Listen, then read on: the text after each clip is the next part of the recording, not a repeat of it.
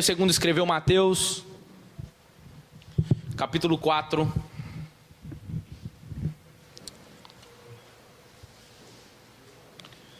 Vamos ler a partir do versículo 1.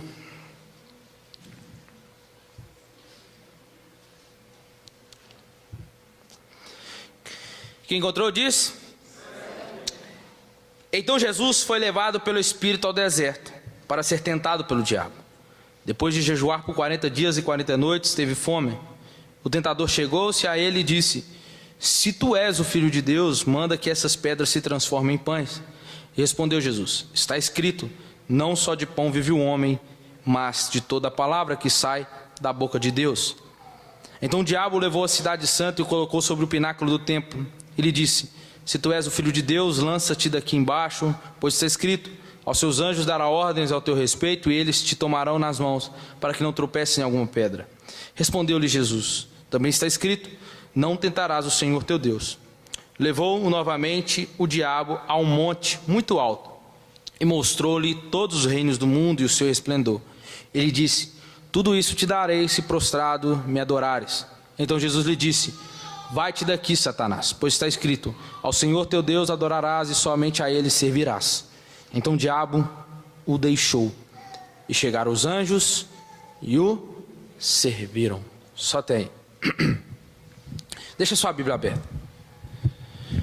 Irmãos, de fato o nosso conceito de Deus, ou quer que nós entendamos como divino, determinará a maneira de como relacionamos com Ele. E esse relacionamento é um reflexo do nosso conceito do relacionamento entre Deus e o mundo. Deus é Pai. Mas o que significa a paternidade de Deus? Em qual sentido Deus é o nosso Pai? Nós podemos ver a paternidade de Deus no Antigo Testamento em Êxodo capítulo 4, versículo 22 e 23, que diz assim: Diga a Faraó, Deus dizendo a Moisés: Assim diz o Senhor, Israel é o meu filho, o meu primogênito. E eu digo a você: deixe o meu filho ir, para que me adore. Mas se você não quiser deixá-lo ir, eis que matarei o seu filho, o seu único filho primogênito. Nós vamos ver Deus tratando Israel como filho. E nós vamos entender melhor quando Jesus se achega no seu ministério terreno, em Jerusalém, e ele declara uma coisa para Jerusalém, dizendo: Jerusalém, Jerusalém, quantas vezes eu quis ajuntar vocês, como as galinhas ajuntam os seus pintinhos. Quando nós olhamos para o Antigo Testamento, muitas das vezes, muitas pessoas dizem o Deus do Antigo Testamento não é o Deus do Novo. Não, Deus continua o mesmo, e nós sabemos que no Novo Testamento Deus não abaixa o nível, Deus aumenta o nível dele. E no Antigo Testamento, a forma que Deus trabalha é essa questão de amor. É nós olharmos para o Antigo Testamento e ver o Antigo Testamento como uma carta de amor de Deus para o seu filho, para o seu povo. Por quê? Deus diz: vocês não podem se relacionar com ninguém de lá de fora, de outras nações. Vocês devem relacionar com pessoas que são da mesma nação que você, da mesma tribo. Se eles quiserem ir de lá para cá, eles podem, mas vocês, de forma nenhuma, sair daqui para lá, para não se contaminar. Deus tratava dessa forma, Deus aconselhava. Deus é tão lindo que quando você corre pelo Pentateuco, em Gênesis, Levítico, Números, Deuteronômio, você vai ver Deus trabalhando nas leis cerimoniais, leis cívicas, Deus tratando com o povo de Israel até mesmo a ética deles, a forma deles se comportarem, quando eles talvez queriam ir no banheiro, lá não tinha um banheiro, eles tinham que sair para fora do arraial, abrir um buraquinho lá e fazer a sua higiene pessoal, terminar. Deus trabalhava até nisso com Israel. Quando alguém estava enfermo, como leproso, tinha que se encontrar com os outros leprosos, ficar fora do arraial. Quando a mulher estava naquele dia da mesma forma, tinha que ficar afastada. Deus trabalhava desta forma com Israel. Deus trabalhando com Israel como um pai cuida do seu filho. Esse era Deus, esse era a vontade de Deus. E quando a gente corre para o Novo Testamento, o nosso conhecimento de paternidade chega a um nível com relação a onde nós olhamos o nível de paternidade. Aonde nós conseguimos ver? Nós conseguimos ver na pessoa do Filho, que é Cristo. A forma que Cristo se relaciona apresentando Deus como Pai. Ele diz: a minha vontade não é comida nem bebida, a minha vontade é fazer a vontade do meu Pai. Quando nós vemos também Jesus caminhando, ele chega e diz, os discípulos perguntam para ele: mestre, mostra-nos o Pai. E Jesus vira e disse: estou aqui. Quando nós vamos ver também Jesus trabalhando, conversando, no seu caminhar, no seu ministério, nós vamos ver Jesus também dizendo para os seus discípulos, ensinando acerca da unidade. Ele disse: vocês devem ser como eu sou com o Pai. Eu e o Pai somos um. Então você vai ver sempre, e a oração principal que nós oramos, que Jesus nos ensinou a chamar Deus de o nosso Pai, o Pai nosso. Então nós vamos ver sempre Deus com esse relacionamento com Jesus, com relacionamento com Deus Pai, tratando Ele sempre desta forma. Então nós vamos ver isso, e Jesus ensina a paternidade de Deus, mas Ele explicou isso, as reivindicações no Sermão do Monte, onde Ele começa chamando Deus de Pai. Então o crente, ele deve viver para a glória de Deus, amar seus inimigos, para mostrar como filhos de Deus, e ser perfeitos, assim como o seu Pai é perfeito nos céus. Um Pai que é glorioso, um Pai que é justo, um Pai que é perfeito, um Pai que é misericordioso, um Pai que é gracioso e um Pai que é fiel. Mas quem são os filhos? Todos são filhos de Deus? Todos não são filhos de Deus. Quem são? João capítulo 1, versículo 12, diz: mas a todos quanto receberam, deu-lhes o poder de serem filhos de Deus, a saber, a condição para se tornar filho, a saber, os que creem no seu nome. Então nem todos são filhos de Deus. Às vezes nós estamos aí fora e conversamos com muitos, evangelizamos, falamos de Deus. Não, já tem Deus no meu coração. Não, eu sou filho de Deus também, né? Será? É criatura de Deus, faz parte da criação de Deus. Filho de Deus não. Se não é filho, logo é bastardo. É criatura de Deus. O segredo para se tornar filho é o crer. Eu preciso crer para ser filho de Deus. Todos os quanto o receberam e creram no seu nome, se tornaram filhos de Deus. Essa é a condição. Então, pratica impiedade, vive na prática do pecado e ainda diz que é filho de Deus. Não, é incoerente isto. Sendo o segredo crer, os que são filhos podem dizer, talvez, beleza, eu sou filho, mas olha o tanto de problema que eu passo, olha o tanto de situações difíceis que eu passo, olha tanta tribulação que eu passo. Mas vamos lá, os sofrimentos que aqui passamos nesse mundo têm um propósito, até os ruins, que a gente diz. Nós sabemos que se Deus está no controle das nossas vidas, tudo que Deus faz é bom. Bom para quem? Bom para nós. Mesmo aquilo que me machuca, mesmo aquilo que me ofende, sim, é bom, muito bom.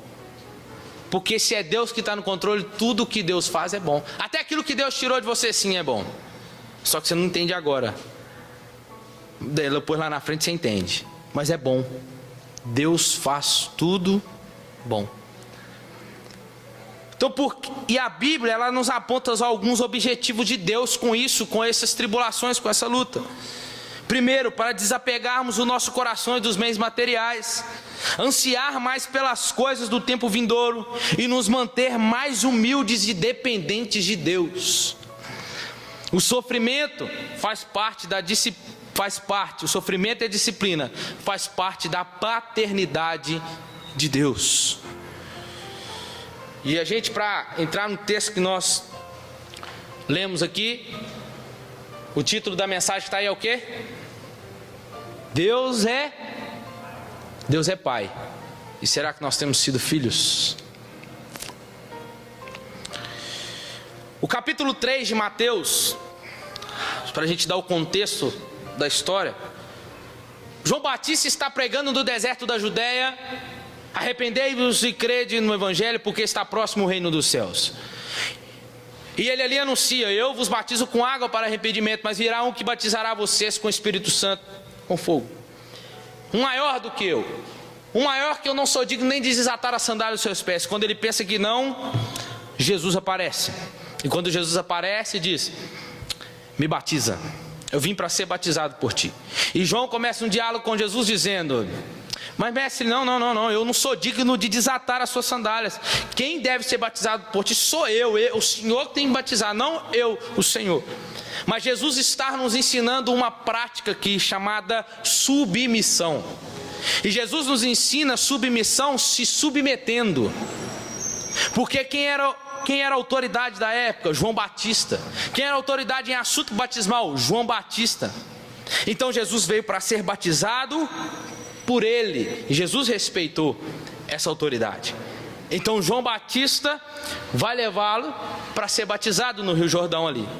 E ali 3 coisas acontecem no processo da submissão. Nós podemos ver alguns benefícios de quem se submete.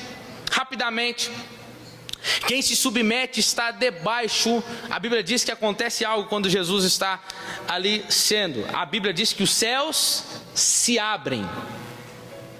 Quem se submete está debaixo de um céu aberto. E quando eu digo se submeter, eu não digo somente a submeter a Deus. Quando eu digo submeter, é Romanos 13. É se submeter ao seu pai, à sua mãe. É se submeter às autoridades legais instituídas por Deus, porque é isso que Paulo diz em Romanos 13. Então, quando se submete, você se encontra debaixo de um céu aberto. Segunda coisa que acontece é que quando Jesus está no processo do batismo, a Bíblia diz que o céu se abre e está descendo algo de lá. A pomba em forma corpórea de uma pomba. A pomba descendo corpórea, o Espírito Santo. E tem o interessante que quem se submete dá a ideia aqui de quando tem algo descendo do céu, que há um relacionamento, um contato de quem está aqui embaixo e de quem está no céu. O interessante é que quem se submete, o céu se relaciona com ela. E o interessante é que nós podemos que tem tanta gente no deserto para ser batizado. Por que a pomba desce somente em um? Porque os céus conhecem quem é submisso. Simples. A base dos pés da pomba é um território de submissão. Então se submeto, estou debaixo de um céu aberto e tenho um relacionamento com os céus. Então deixa eu falar para você uma coisa. Seu pai pode ser um cachaceiro, mas é seu pai. Seu pai pode estar lá fora no mundão, sua mãe pode estar lá fora no mundão, e você é aqui dentro, mas ele continua sendo o seu pai. Ele tem autoridade sobre você. Se submeta ao seu pai, pois ele pode estar encachaçado, drogado, mas ele tem autoridade sobre você. Ele é seu pai. Levanta a sua mão, que eu não sou muito disso, mas levanta a sua mão, a palavra para a sua vida. Tem resposta do céu vinda na sua direção em resposta à sua submissão. Hoje os céus estão abertos e vai ter resposta para a sua submissão. Você crê nisso? Terceira coisa e última que a gente vê quando acontece no processo da submissão: ouve-se uma voz dos céus que diz o quê? Que tu és o meu filho, em quem eu tenho prazer. Uma voz de repente, dizendo: meu filho amado. É Deus dizendo: eu sou o seu pai, e você é o meu filho. Você é o meu filho amado, e eu tenho prazer em você, eu tenho alegria em você. O batismo então foi um acontecimento público glorioso. Só que tem agora, no texto que nós lemos. Só que agora ele vai pegar o filho e vai levar para o território do capítulo 4. Mas só pisa no território do capítulo 4 somente quem é filho. Você está aqui comigo? Por quê? Por se levar quem não é filho para o território do capítulo 4, vai decepcionar. Agora quem é filho não decepciona. Foi levado para onde? Para o deserto. E só vai para o deserto quem é filho. Você pode dizer amém por isso? Quem não é filho não sabe o que é deserto. E uma observação interessante aqui, que assim como Israel passou pelo Mar Vermelho, Paulo vai dizer que ali foi um batismo dos israelitas. Paulo chama isso no capítulo 10 de 1 Coríntios de batismo. E o que estava esperando do outro lado do povo de Israel? Um deserto. Durante 40 anos. E agora Deus repetindo através de Jesus a mesma coisa. Então o que a gente pode aplicar isso aqui? Que batismo, e logo após a tentação no deserto, talvez para nos dizer uma coisa: que depois do batismo e da nossa confissão de fé, o que nos espera do outro lado não é o céu. O que nos espera do outro lado é um deserto em seguida. Você pode dizer um amém por isso? Tem que dizer um amém por isso, irmão. Por quê? Porque grandes bênçãos são seguidas por grandes tentações. Mas por que Jesus foi tentado? Primeiro, que a tentação era inevitável. Eles precisam aprender o que nós precisaríamos aprender, o que é ser tentado, o que era passar pela tentação, para que ele viesse a se tornar o nosso Redentor. Olha, estou vendo.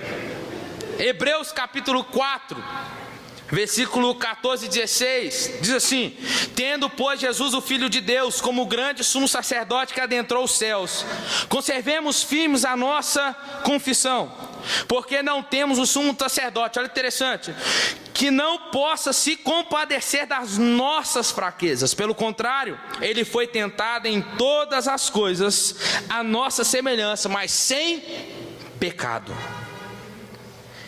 A epístola de Hebreus é aquela que corresponde mais profundamente a essa pergunta do que qualquer outra parte das Escrituras. Nós falamos a respeito de Cristo quando se falamos sobre a tentação. É como diz um autor: Deus tem muitos filhos que passam tentação, mas existe somente um sem pecado: Jesus. Um outro autor diz que, agora, para a gente entender, que o mesmo Espírito que desceu sobre Jesus em forma de pomba, agora ele o impele para o deserto. Ele impele Jesus para o deserto de uma forma, com uma urgência. Mas a gente para pensar: mas por que no deserto? Para que a tentação fosse mais severa. Lá não tinha água, lá não tinha comida, lá tinha muito frio, e quando era calor escaldante. E Marcos, o evangelista Marcos, ele faz questão de dizer que corria risco de animais ferozes pela noite ali no deserto. Agora, uma coisa interessante do deserto: os rabinos judeus falavam que no deserto, é o nome que ele usava, que é o nome Medavá, que significa lugar silencioso de ouvir Deus falar. Então acho que eu posso dizer uma coisa aqui: se você está no deserto, é porque Deus quer falar com você. E da mesma forma, Adão e Eva foi tentado no jardim.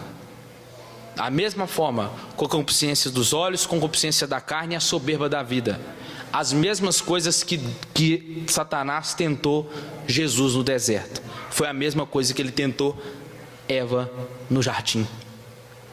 Entre um jardim com belos frutos, comida, água, sem ouvir Deus falar, eu prefiro um deserto sem água, sem comida, mas ouvir Deus falar comigo. Pois ser tentado no jardim dá para resistir, já no deserto seria muito difícil por causa das condições externas que colaboravam para as condições com a tentação interna.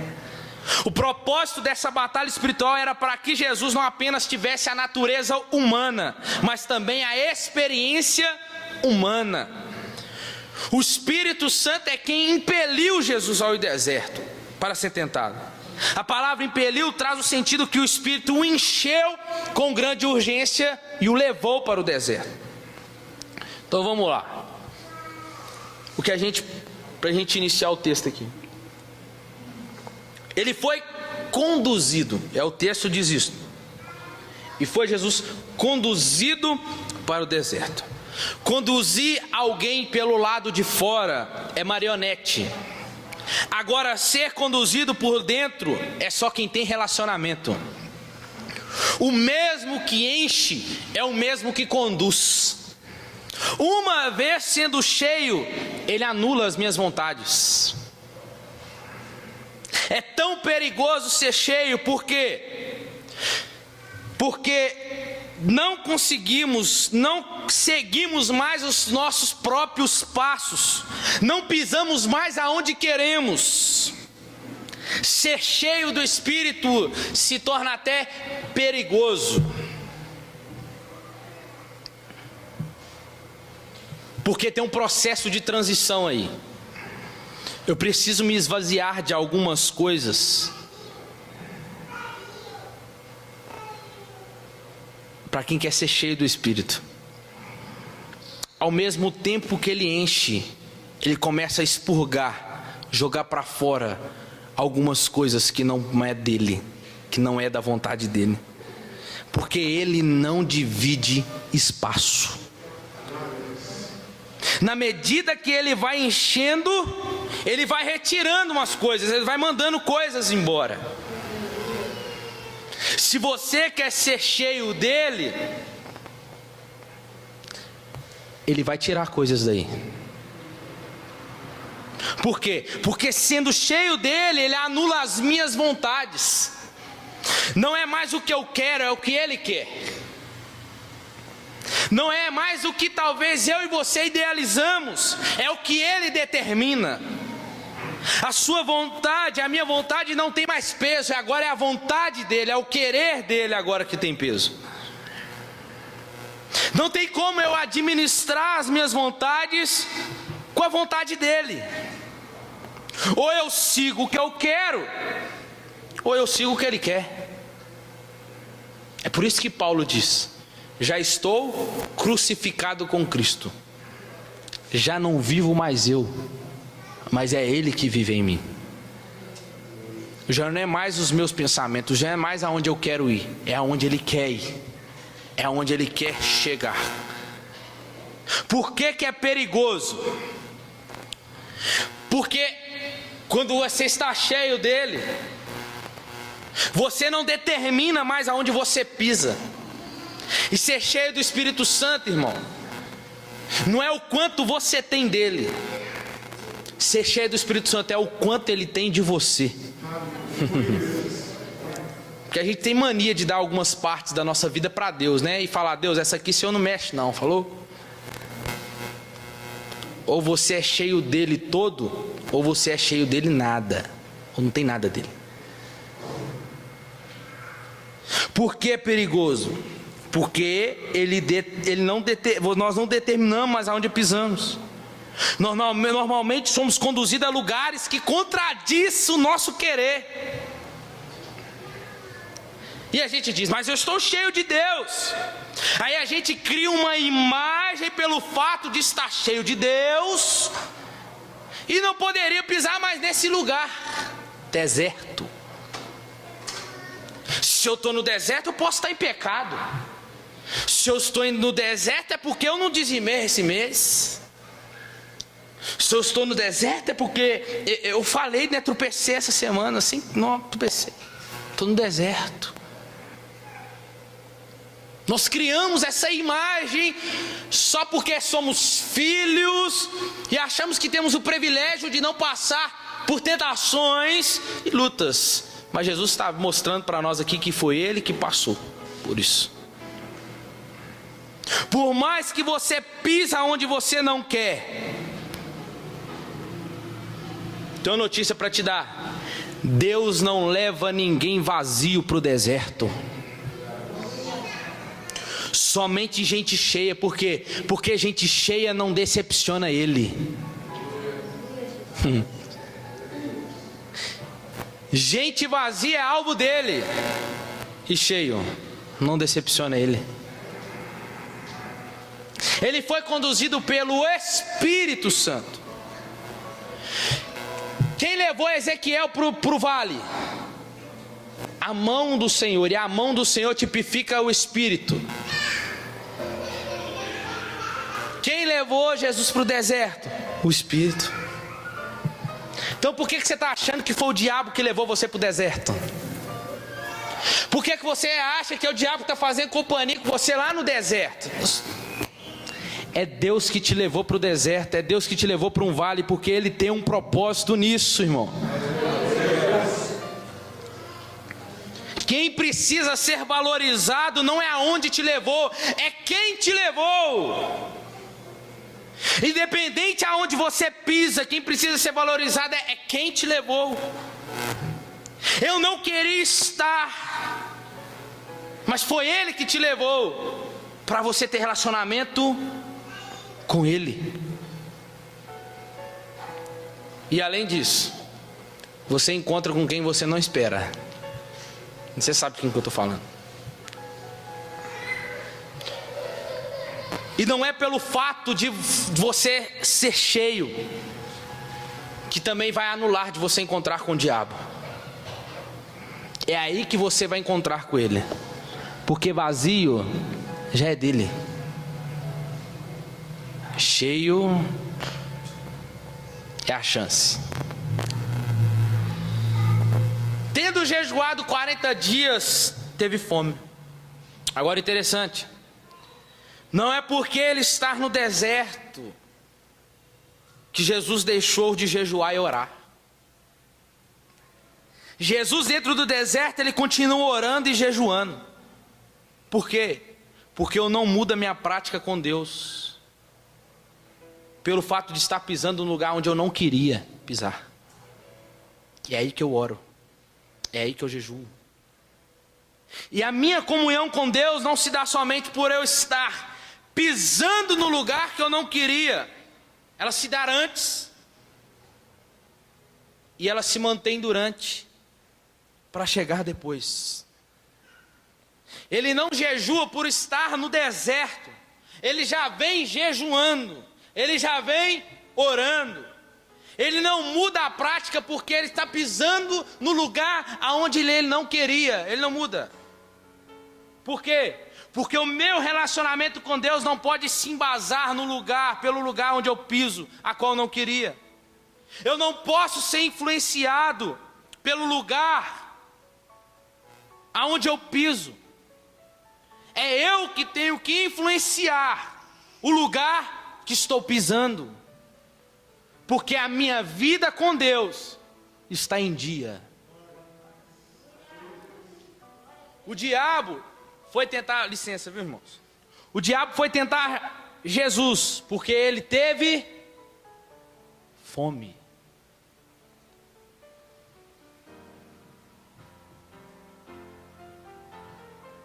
Está meio bagunçado aqui, vamos lá. Ele foi tentar Jesus na hora que ele teve fome. O diabo vai tentar Jesus na hora que ele estava com fome. E você vai entender essa fome. O diabo vai nos tentar na hora que a gente estiver com fome. Você já viu uma pessoa com fome? O jeito do olhar dela muda. O jeito dela tratar as pessoas muda. Por quê? Porque a base da tentação é aquilo que você mais necessita. Satanás não vai tentar você aonde você não precisa. Ele vai tentar nós aonde nós mais necessitamos. Uma vez ele sabendo dessa fome, dessa fraqueza, ele chega. Repare que o processo da tentação se dá quando Jesus tem fome. Então, enquanto a fome não aflorou, ele não apareceu. Nós não vemos na narrativa, ele não apareceu. Só que o diabo só pode tentar Jesus quando a fome aflorou. E por que ele não tentou? Porque o diabo não pode nos oferecer aquilo que nós não precisamos. O diabo conhece a nossa fraqueza, o diabo conhece a nossa fome. Ele não pode oferecer aquilo que eu não preciso, ele só tenta aquilo aonde me falta. Enquanto não falta, ele não tenta. Por quê? Porque ele é oportunista, ele espera quando a sua fome grita. Irmãos, o diabo, ele só tenta gente cheia. Eu vou repetir isso aqui. Cheia do Espírito. O que alimenta o diabo é o quê? É quando nós nos esvaziamos de Deus. Uma vez vazio não serve para nada. Agora cheio é alvo dele. E nós podemos fazer outro paralelo aqui, como a nação de Israel. Passou 40 anos no deserto e falhou. Agora o Filho de Deus, Jesus, passa 40 dias no deserto e vence.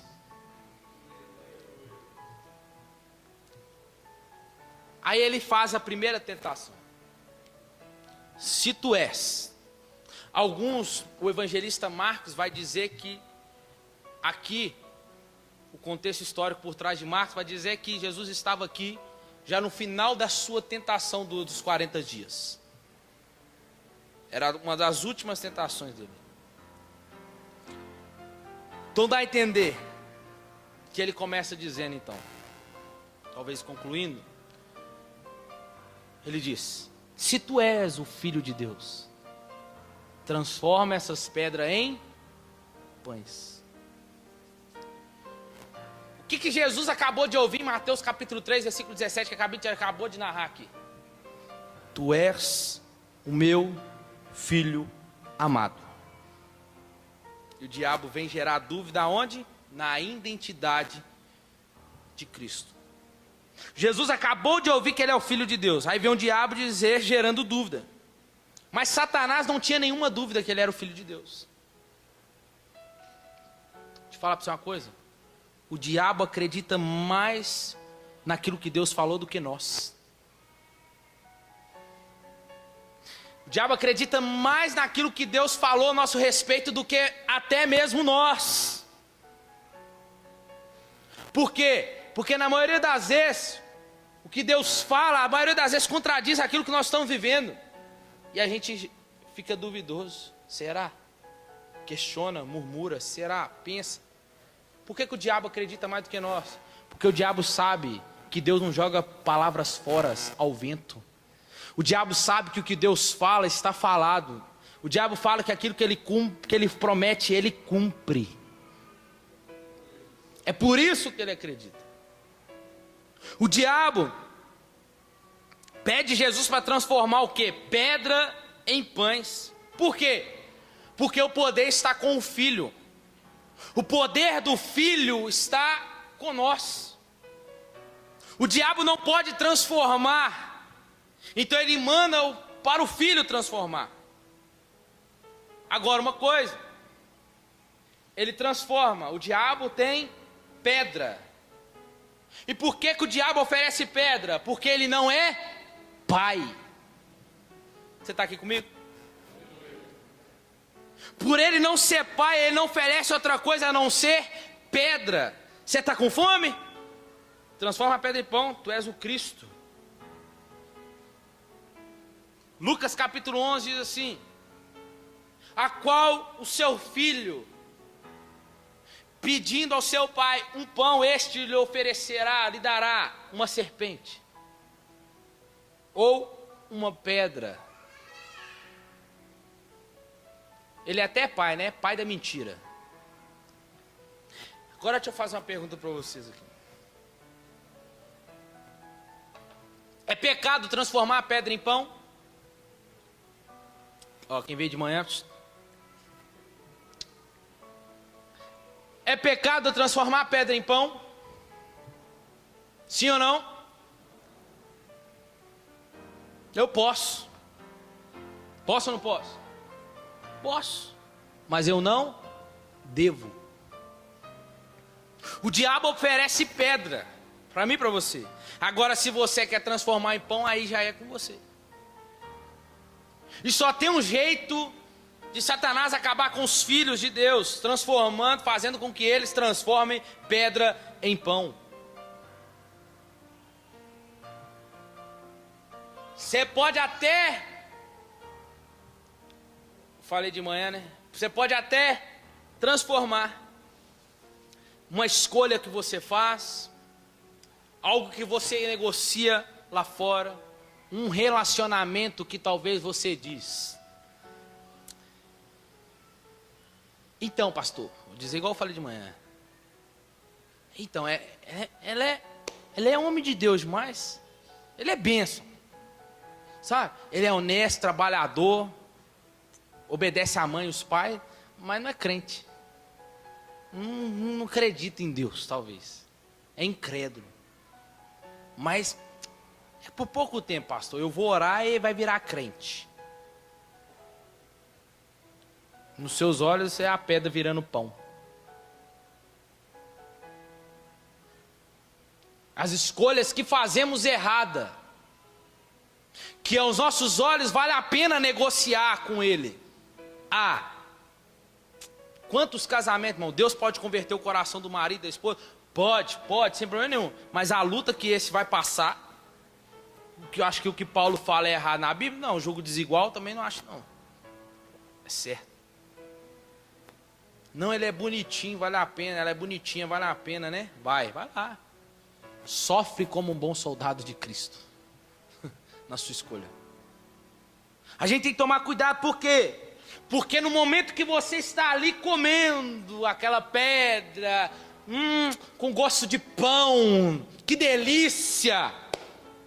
Mas na hora que pesar aqui, o peso é de pedra. Pode até ter gosto de pão, mas o peso é de pedra.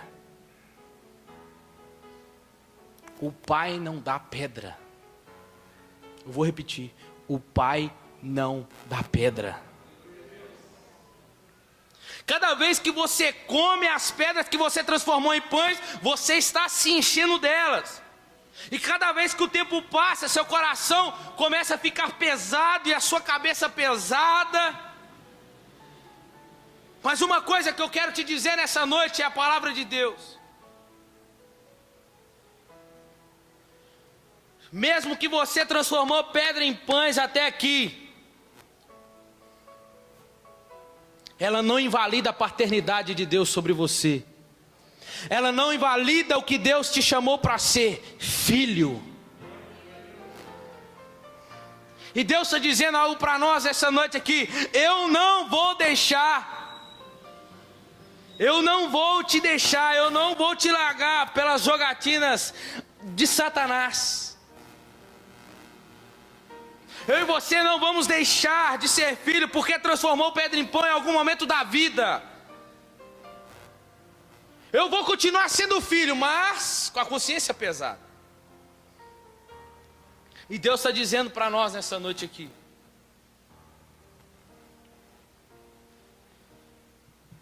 você é meu filho, você é minha filha. Eu não vou perder você para os joguinhos de Satanás. Eu não abro mão de você. Irmãos, hoje pode ser dia dos pais. Mas hoje a palavra é para te dizer, para você que está aqui: você é o meu filho e eu sou o seu pai. Por mais que a minha cabeça, a sua cabeça esteja pesado, o coração pesado, hoje tem uma reunião de filhos aqui nessa noite, aonde Deus está dizendo: estes são os meus filhos, a quem eu tenho prazer. Você é filho, é filho. E Jesus responde uma palavra que está lá em Deuteronômio, para concluir já. Em Deuteronômio capítulo 8, versículo 3, está lá, capítulo 8 está registrado todas as palavras que Jesus diz quando está escrito, está escrito, está escrito. E cada uma das 3 respostas de Jesus ao diabo foi retirada de lá. E Jesus diz para ele: nem só de pão viverá o homem. Nem só de pão viverá o homem, mas de toda a palavra que eu ouvi lá em Mateus capítulo 3, versículo 17. Este é o meu filho. Porque eu não vivo mediante as pedras que você me apresenta, mediante as minhas necessidades. Eu estou com fome, eu tenho fome, muita fome. E eu não sei o que vai acontecer. Mas uma coisa eu tenho certeza, que nem só de pão viverá o homem, mas sobre a voz que eu ouvi saindo do Jordão, com os céus abertos, o Espírito descendo em relacionamento comigo, dizendo: este é o meu filho. É debaixo dessa palavra que eu e você temos que viver, meu irmão. É debaixo dessa palavra que temos que nos submeter. É debaixo dessa palavra que devemos andar, prosseguir. É debaixo. A voz ecoou dizendo: você é meu filho. Eu não abro mão de você. Eu te abraço. Eu te seguro. Eu te ajudo. Eu te sustento. Eu sou o teu pai. Uma fonte de sustento mais importante que a comida, que pode atender às nossas necessidades espiritual, de uma maneira que nos beneficiam para a eternidade, muito mais do que um alívio temporário de uma fome física. Talvez você é pai e está aqui nessa noite. Ou talvez você é filho que está aqui nessa noite. E você ouviu do seu pai dizendo assim uma vez: filho, filha, esse caminho é pedra. Filho, esse rapaz é pedra. Filha, filho, essa menina é pedra. É pedra. Talvez você está aqui nessa noite e está dizendo para o seu pai, não, pai, eu vou transformar ele em pão.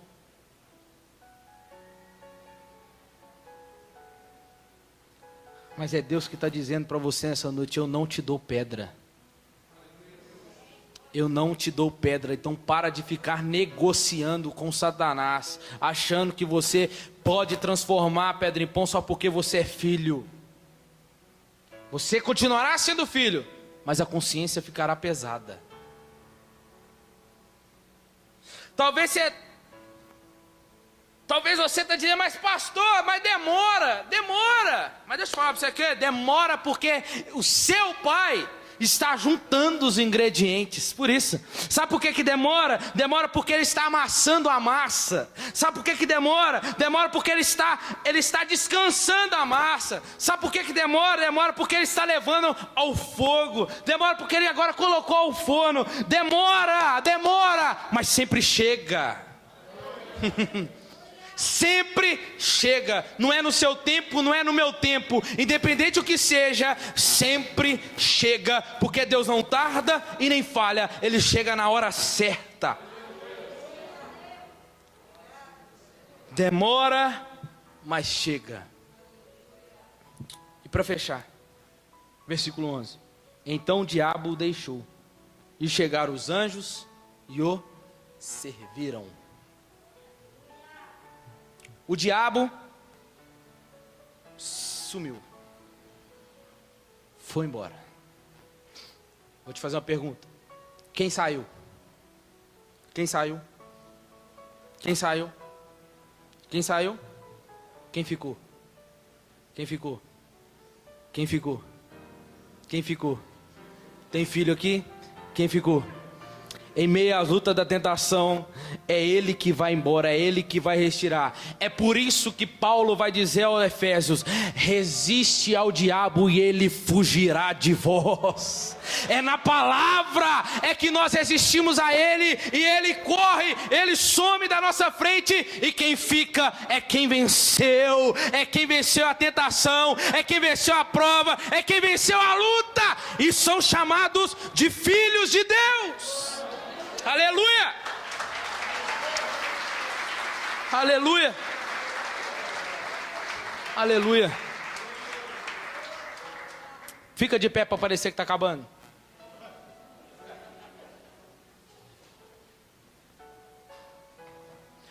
Outro detalhe. E os anjos o serviram. Por quê? Porque o meu posicionamento de filho aqui gera movimento no céu. Eu vou repetir. O meu posicionamento de filho aqui gera movimento no céu. No céu. Tem filhos aqui nessa noite? Tem filhos? Você é filho. Você é filho. Você é filha de Deus. Feche os seus olhos no seu lugar.